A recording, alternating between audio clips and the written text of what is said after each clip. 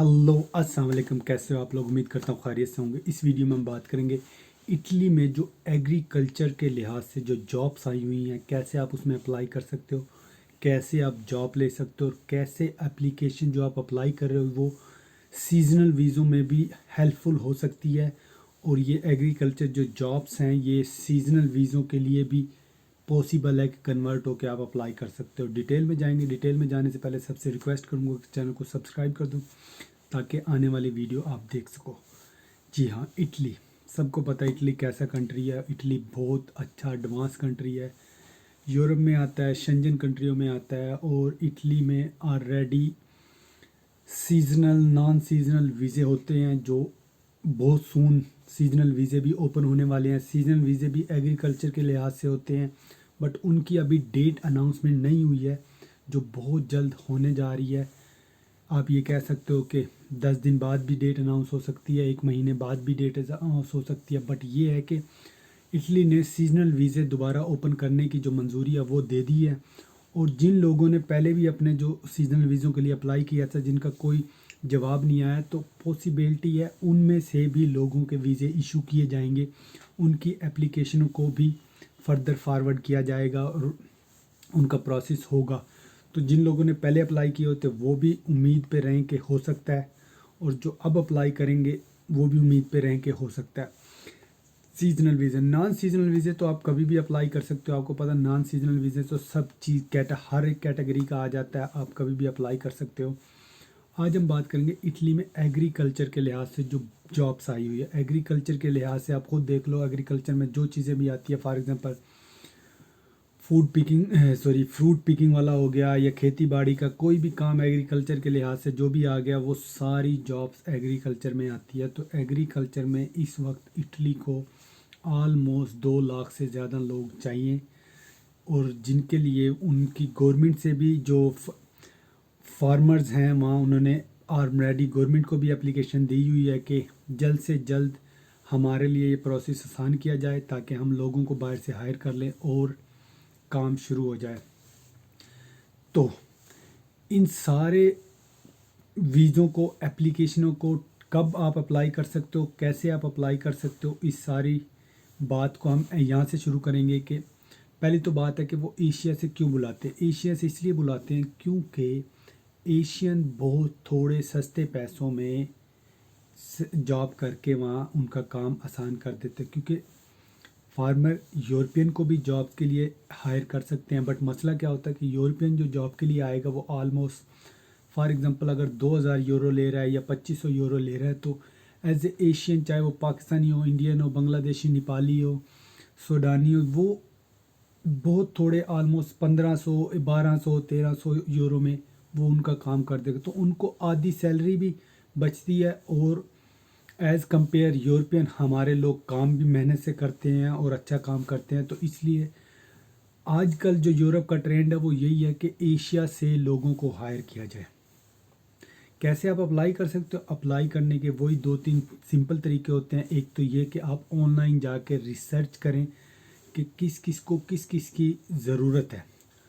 Apply करने के लिए आपकी रिज्यूम आपको देनी पड़ेगी, और रिज्यूम आप हमेशा 2 लैंग्वेज में बनाएं। एक तो इंग्लिश में बनाएं, दूसरा इटालियन लैंग्वेज में बनाएं। क्योंकि जितने भी फार्मर या ओनर होते हैं जिनको वर्कर्स चाहिए होते हैं वो इटालियन होते हैं, और फार्मर जितना भी होता है कुछ पढ़े लिखे भी होते हैं, बट नॉर्मली लोग नॉर्मल कैटेगरी के होते हैं जिनको इंग्लिश पढ़नी नहीं आती। जब आपकी रिज्यूम जाती है तो उनको एक तुक नहीं समझ आ रहा होता उसमें कि क्या लिखा हुआ है। तो इसलिए मैं कहूँगा कि एक तो इटालियन फॉर्मेट के काइंड की हो आपकी रिज्यूम, दूसरा इटालियन लैंग्वेज में भी होनी चाहिए आपकी रिज्यूम। के इंग्लिश में अगर उसको इंग्लिश में समझ आ रही है तो अच्छी बात है, नहीं तो वो इटालियन में देख के आपकी रिज्यूम आपको वो पहचान ले। क्योंकि एक रिज्यूम सीवी होती है जिसमें आप अपना सारा बायोडेटा लिखते हो। उस सीवी से ही वो आपको, आपकी पर्सनैलिटी को, आपको वो जान लेता है कि ये है, ऐसा इंसान है, इतना एक्सपीरियंस है, इतनी क्वालिफ़िकेशन है इसकी, और इस तारीख को ये आ सकता है, ऐसे काम कर सकता है, पिछले लोग कहाँ कहाँ इसने काम किया, सारी डिटेल आपकी सीवी पे आ जाती है। तो वो वहीं से आपका गैस कर लेता है और वहीं से उसका माइंड बन जाता है कि मैंने इसको हायर करना है कि नहीं करना। इटालियन फॉर्मेट की सीवी होनी चाहिए और इटालियन लैंग्वेज में। ये बहुत सारे गूगल पे इतने सॉफ्टवेयर हैं जो इंग्लिश से इटालियन कन्वर्ट कर देते हैं, तो आप कन्वर्ट करके अपनी सीवी कर सकते हो।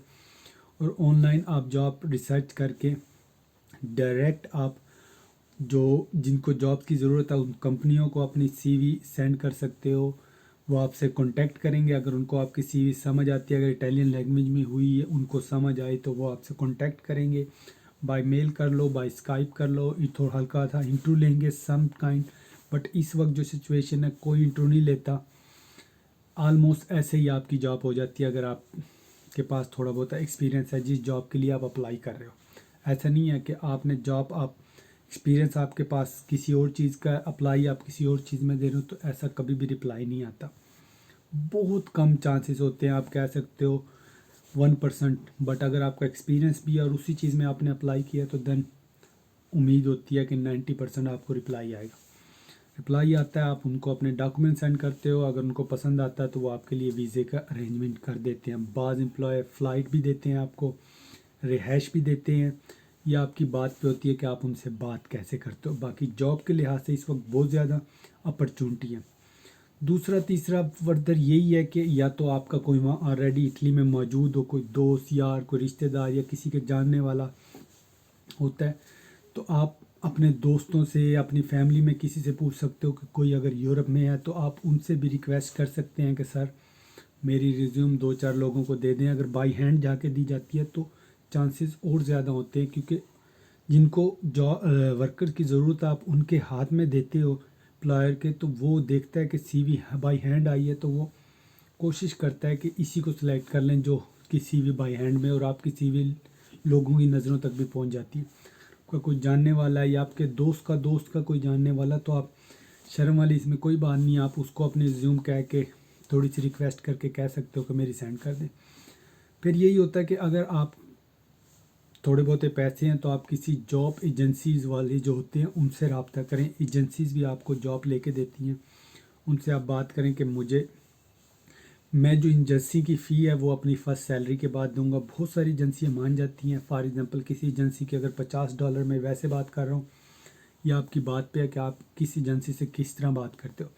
फॉर एग्ज़ाम्पल आप $50 पे किसी एजेंसी से बात करते हो, तो बट आप उसको कहते हो कि मैं सैलरी के बाद दूंगा, फर्स्ट सैलरी पे दूंगा, तो आप उसको कह दो मैं $60 या $70 आपको दूंगा, तो ऑलमोस्ट हर एजेंसी इस चीज़ से मान जाती है कि ठीक है। और लास्ट यही है कि अगर आप विज़िट वीज़ा ले लें तो बेस्ट है, क्योंकि इस वक्त विज़िट वीज़े की रेशो भी बहुत अच्छी जा रही है। आप कह सकते हो 95, 96, 97% है, अगर आपके डॉक्यूमेंट्स सारे सही हैं। मैं यही बात करता हूँ कि डॉक्यूमेंट्स सारे सही हैं।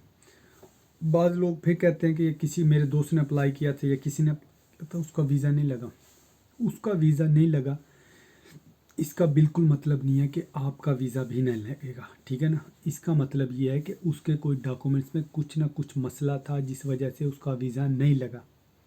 ज़रूरी नहीं है जो उसके साथ हुआ है वो आपके साथ भी हो। उसका नहीं लगा तो आपका लगेगा अगर आपके डॉक्यूमेंट सही हैं।